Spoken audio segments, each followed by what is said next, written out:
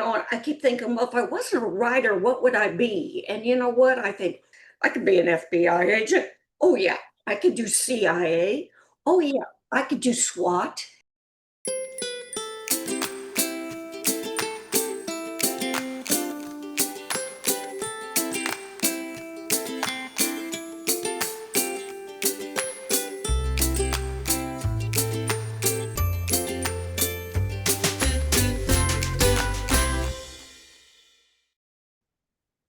Hi, Terri Gillespie here, and welcome to Author2Author with yours truly.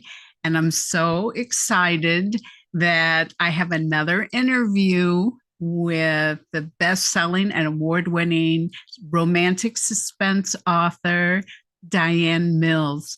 Now, her latest book, oh my goodness, this book is amazing. You're going to hear a little bit more about it and how DiAnn did the research for that. She's a fearless researcher. I mean, she's taken classes in FBI negotiations, ATF, I mean, just all sorts of different things.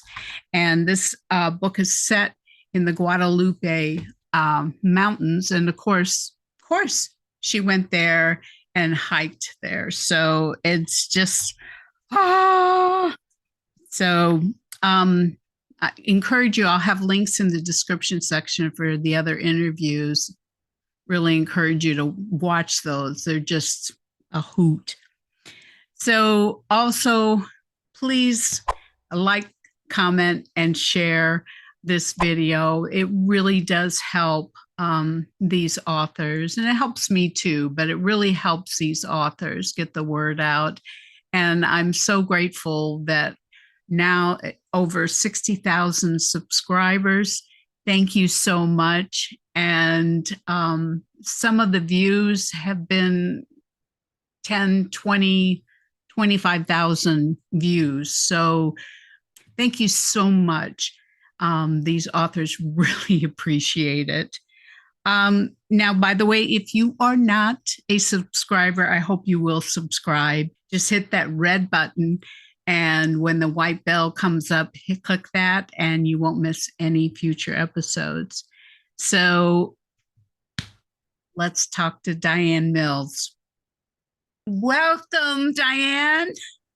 Oh, thank you. Thank you, Terri. I'm so excited to be with you. Well, it's always a treat. And there aren't too many authors that I do repeat performances, but you are one of those people. Oh, thank you. Thank you. It is always fun, and I get excited when we're talking about a new story, and it tickles me that you have me do repeat performances.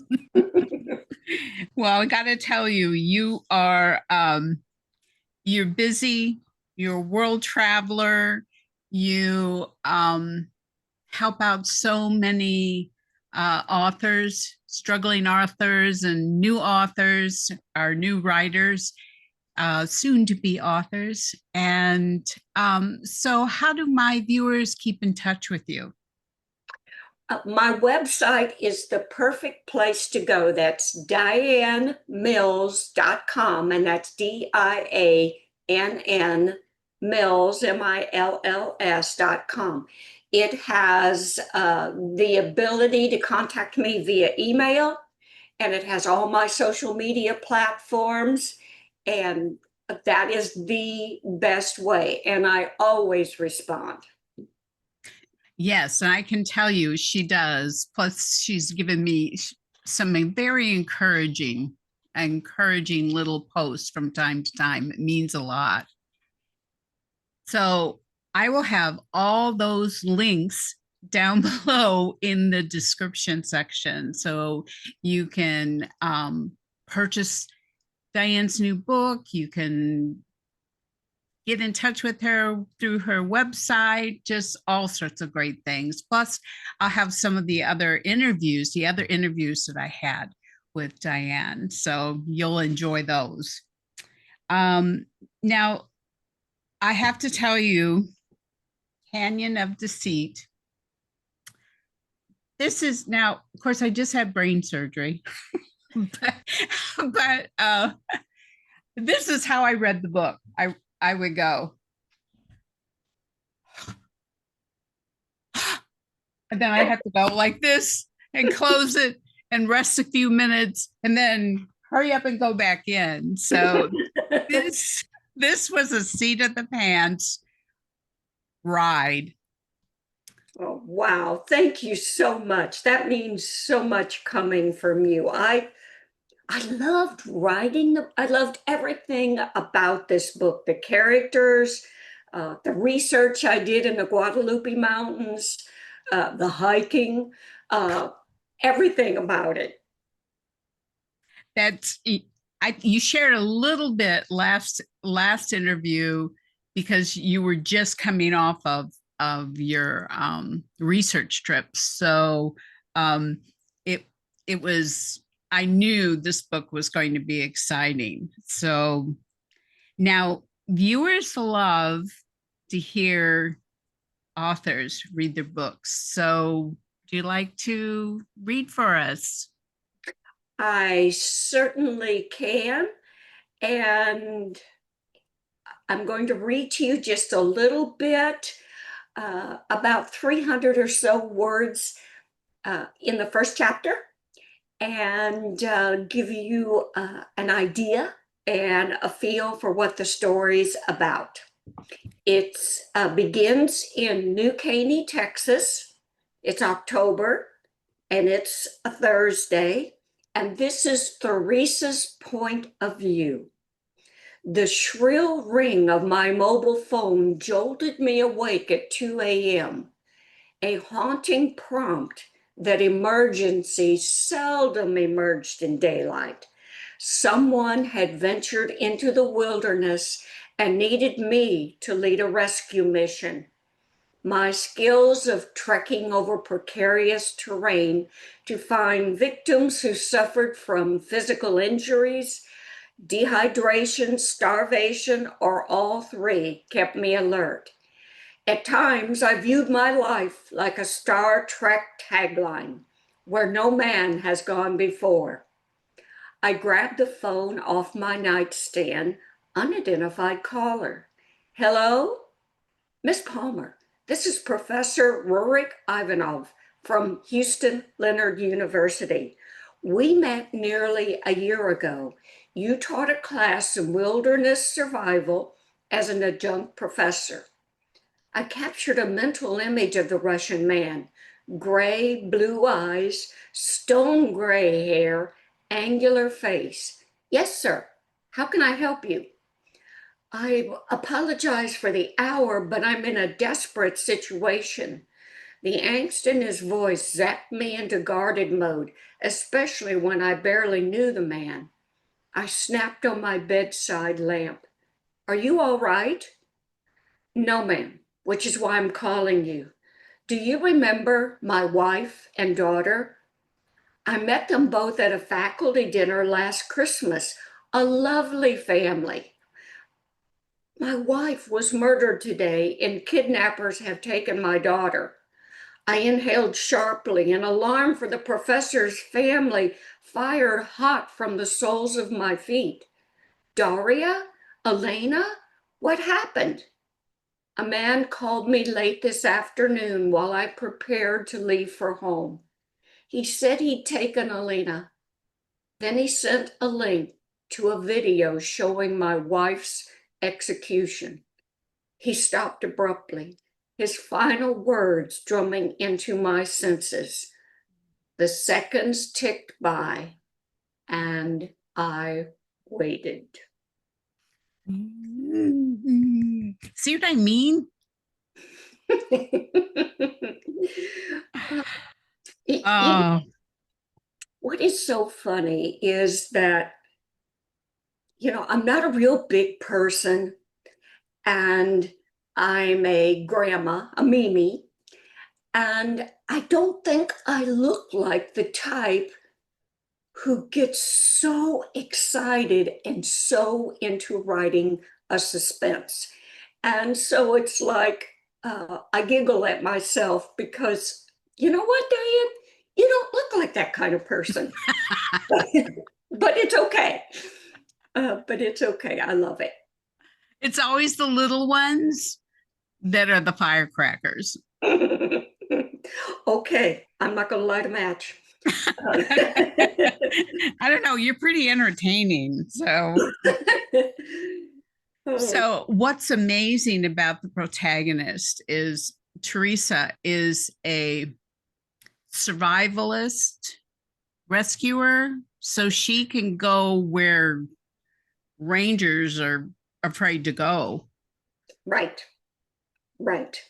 And I don't remember if I told you about this before, but one of my favorite ways to research, besides online and things of that nature, is masterclass.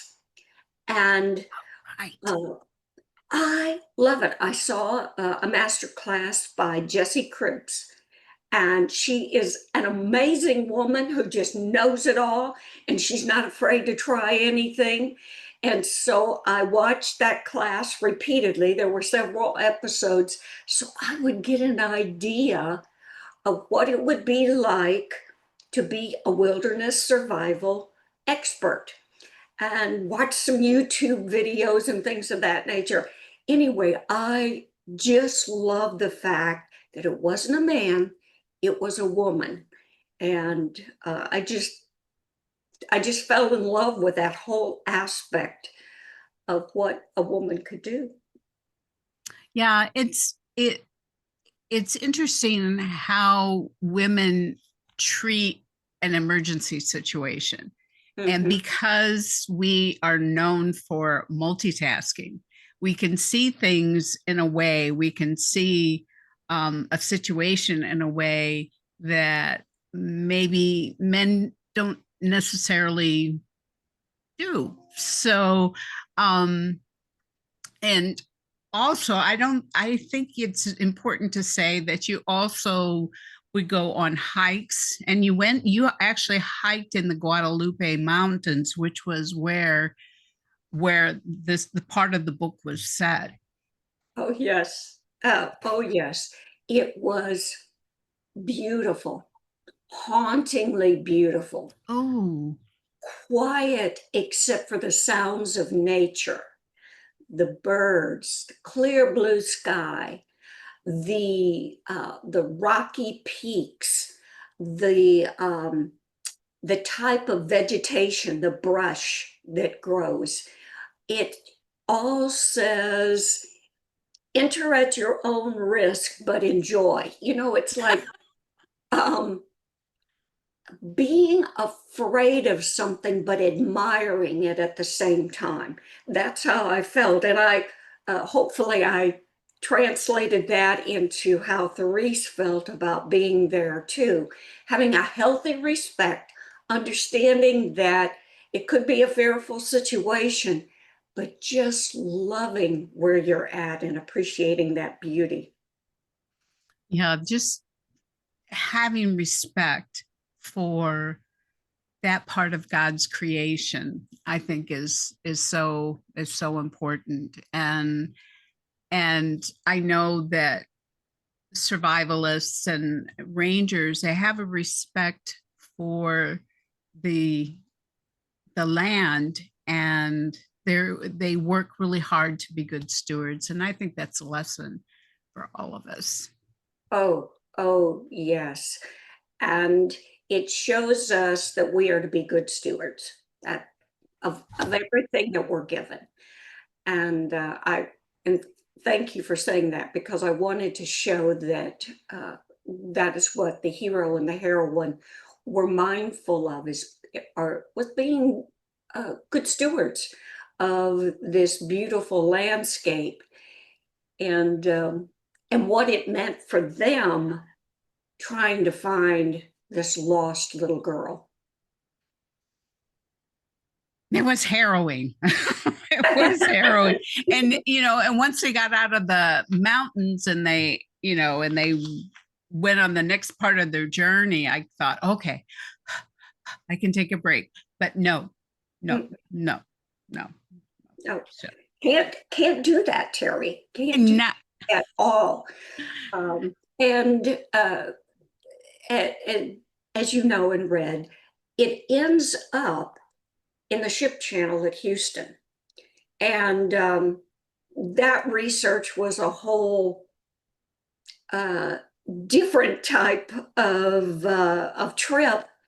And yet it helped me, put my feet where the hero and the heroine walked. There is a scene at a hotel right at the end. I stayed at that hotel 2 nights. oh, fun. Where you could oversee the, Mhm, oh, mhm. cool. Yeah.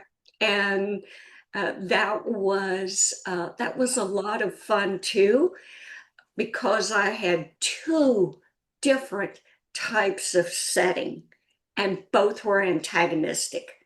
That's what's really important for me, is to make sure that every scene is antagonistic, as though it's a character. And I could do that in the ship channel. I did that in the Guadalupe Mountains, and On the road. on the road, yes. Yeah. Oh, oh, on the road. I'll tell you this. When we could not, my husband and I could not get to the Texas part of the Guadalupe Mountains from Texas. We had to go into New Mexico and come up around that way. And when we drove into that national park, it is totally off the grid.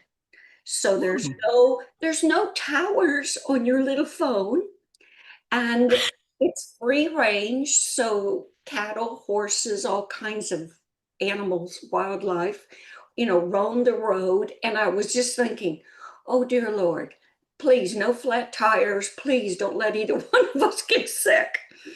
Um, but it was a beautiful trip. I love talking to the rangers, finding a Mm. little bit of insight, more than what I can find online or trekking across it myself. It was just incredible. Took lots of pictures. It was just simply fun, just fun. Well, one of the really cool things that DiAnn also does is she has these little trailers, but they're focused on each one of the characters. So it's always fun to imagine yourself what the character might look like, but it's even more fun to have the author's vision. And so yeah, you got some nice looking people there. Oh, yes. Oh, yes, so very much so.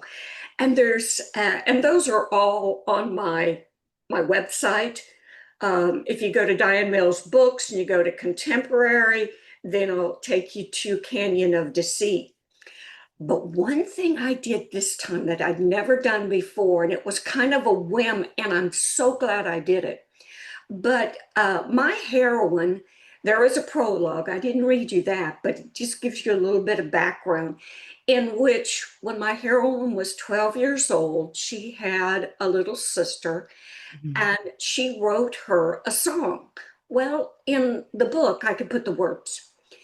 At the very end of the book, she writes the heroine a song and plays it for him. Of course, there's just the words. Well, I went to Chat GPT, Suno, Suno, and you can pick out the type of music, the type of voice that you want, uh, just everything to make it sing, dance, and play the piano. Oh And my those are my, goodness. yes, and those are on my website too. And I loved it because I could hear Therese singing it as a 12-year-old, singing the song as a 12-year-old, and Oh, then as an adult to the man she loved. And I thought, wow, I am so glad I did this. Now, that doesn't happen for every book because it just happened for that book because that is what she did. That was part of her characterization. But I'm glad I went on a whim and put it to music.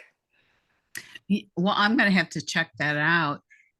Yeah, I'm glad you brought up the prologue because Teresa's background and the damage that happened to her as a child really is reflected in how she approaches life.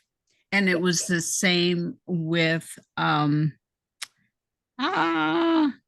Blane.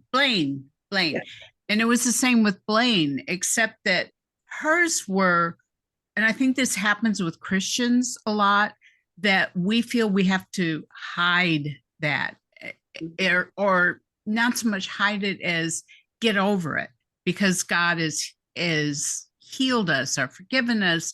And yet sometimes we have to work that through. And I loved how you did that throughout the story. Oh, thank you. Thank you. That what happened in the prologue, and to be blunt to your listeners and viewers, Therese lost her little sister. She, the little girl had leukemia, and parents thought if we take her out off the grid and just make sure that she eats naturally and has sunshine and nature and all those things around her, they bet she would get better. And And she did a little bit. Yeah, a little bit, yes. And Therese just loved her so much.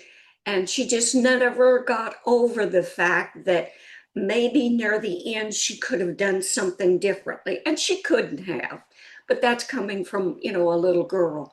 So the idea of helping those who are caught in a situation that they don't know how to fend for themselves, they're lost, they're hurt, they are dehydrated, that just welled up in her as her life's purpose. And for Blane, what happened to him is it was a life changer too. And he had a really, really difficult time forgiving himself. And even forgiving God. Yeah. If he would even wanted to have a relationship with him or believe in him, it was like, well, how could you do this? So therefore, I'm not going to have anything to do with you. So great faith journeys. Great. Thank you. Thank you. Yeah, because they are us. And that's one thing that I really truly enjoy about writing suspense. And yes, romantic suspense because of the gift of love. But when a reader, and this is what I hope for, when they start the book and they understand a horrible situation, the high stakes that are involved, they keep reading for two reasons. One, oh, I'm attached to this character and I want to make sure he or she gets out of this okay. The other one is, I am so into this character. What would I do if it happened to me? And I think that's all part of the adventure that we writers want to ensure, is in our stories. And yes, I know movies can do that, and they do that, but the movies can't always catch what's in the thought pattern, the fear that may look that a viewer can see on the outside, but they don't know what they're thinking on the inside. And with books, we can do that. We can root that reader right where the action is. give them ups, give them downs, and then throw them right back in the middle of a mess again. Like you were talking, oh, they got out of those mountains. No, she did not make it easy on me. You sure didn't. You sure didn't. And that's why DiAnn is a best-selling and award-winning author. And it's why she just is so beloved. So my next question is, and you don't have to give away any spoilers, which I know you won't anyway, but what's on the horizon? What is your next book? Well, it's titled Forged by Flames. Ooh. Of course, the title might change. It's a Tyndale September 2026 release. An arson investigator abandoned his wife and unborn child 22 years ago. He learns his ex-wife has been murdered and his daughter is missing. He'll do anything to find the killer and his missing daughter, but at what cost? Ooh. Ooh, okay. My brain's already percolating.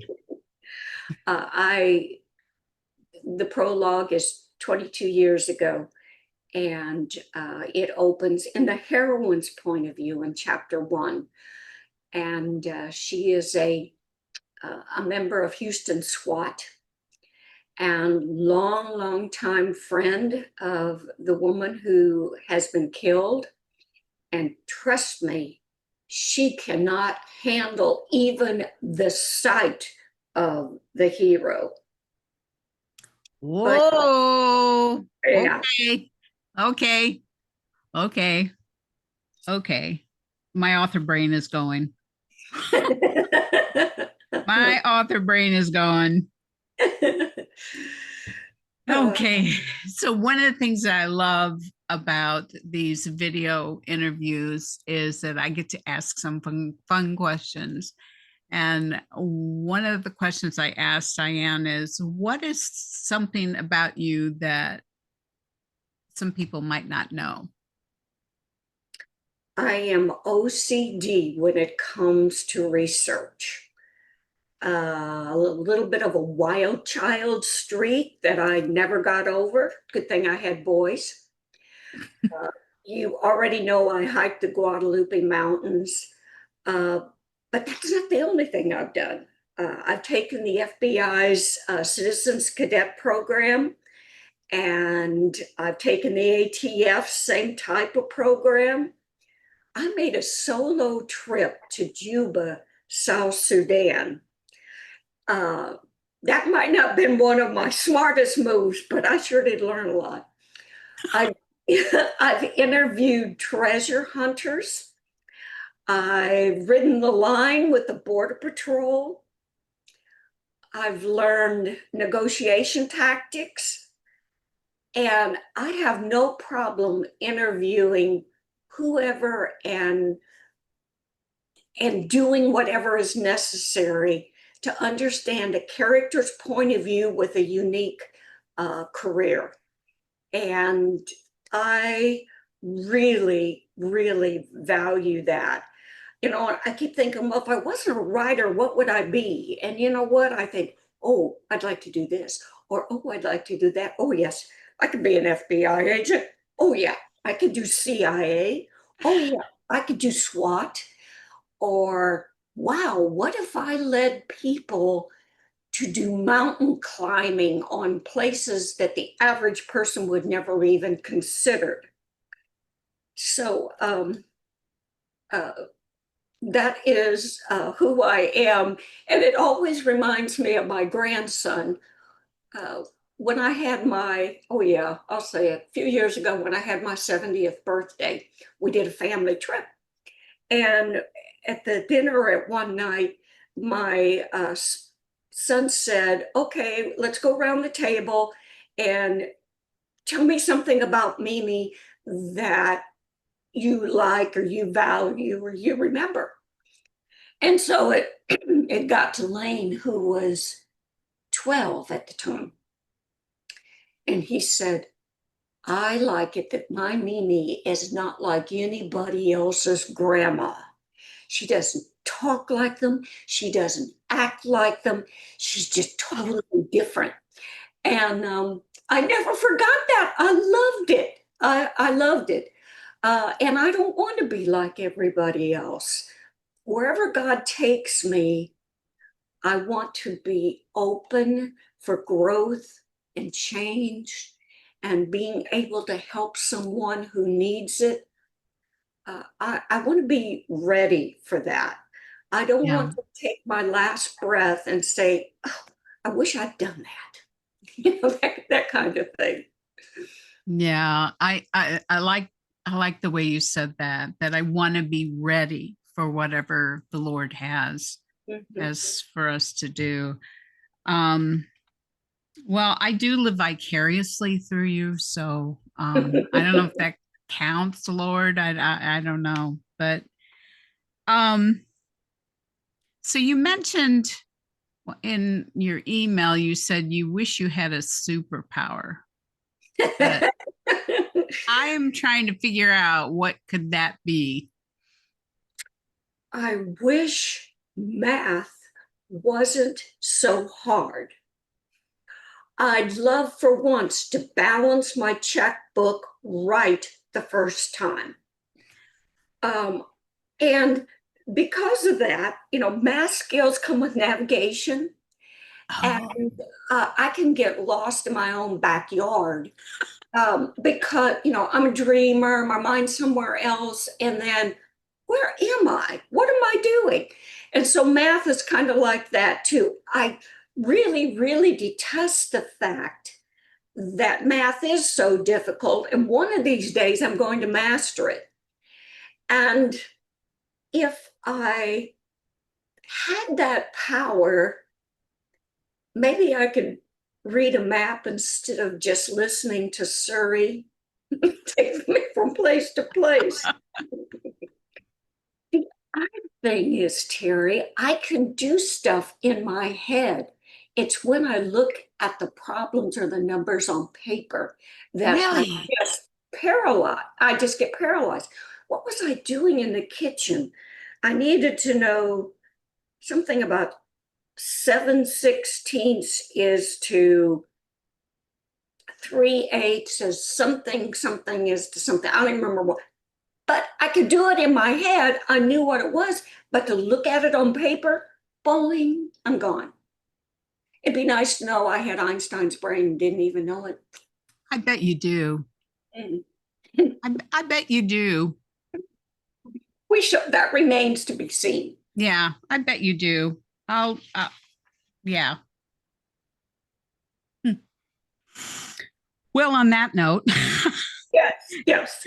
for this month's A2A giveaway, Tyndale has blessed us with a softcover copy of Canyon of Deceit. And you are going to be so excited. So if you are interested in entering this giveaway, down below in the description section are the instructions on how to do that. And part of it is also to read the interview on the blog too, which has some of those really cool little trailers that DiAnn was talking about. But basically, it's not, it's not rocket science. It's essentially like, comment, share, and subscribe. The drawing will be held on Friday, September 12th. And if you're already subscribers to either the newsletter, my newsletter, or the YouTube channel, as long as you like, comment, and share, you get extra entries. Also, yes. Also, there's one contingency, and that is only the contiguous US. So sorry, Alaska and Hawaii. So, DiAnn, do you have any final words?